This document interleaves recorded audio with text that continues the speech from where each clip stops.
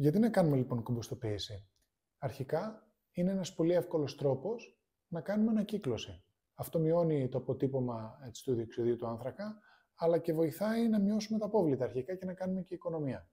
Ιδιαίτερα αν έχουμε κήπο, νομίζω ότι επιβάλλεται γιατί με αυτόν τον τρόπο θα γλιτώσουμε πάρα πολύ από τα χημικά. Μπορούμε να βάλουμε μέσα όλων των ειδών τα φαγητά, και γαλακτοκομικά και κρεατικά και αυγά, γιατί όλα αυτά μέσα της αναερόβιας ζύμωσης και από το πίτουρο, το οποίο με τους ενεργούς μικροοργανισμούς που υπάρχουν, ζυμώνονται και σιγά σιγά αποτελούν ένα πάρα πολύ καλό λίπασμα.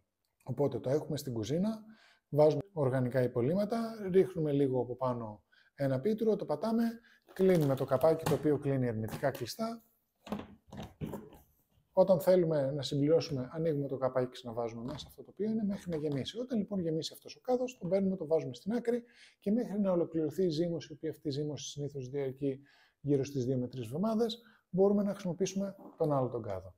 Επίσης, το λίπασμα το οποίο μπορούμε να πάρουμε από εδώ, μπορούμε να το χρησιμοποιήσουμε στο χώμα ή στα φυτά και να βοηθήσει στο να γίνει μια κομποστοποίηση στον εξωτερικό χώρο πολύ πιο γρήγορη, δηλαδή να χρησιμοποιηθείτε ως εκκινητής κομποστοποίησης, αλλά και το υγρό το οποίο παίρνουμε από κάτω μας βοηθάει στο να βάλουμε ένα πάρα πολύ καλό και θρεπτικό λίπασμα. Η αραίωση, φανταστείτε, είναι 1/200, για να δείτε πόσο δυνατό είναι. Και είναι πάρα πολύ καλό επίσης καθαριστικό για αποχετεύσεις.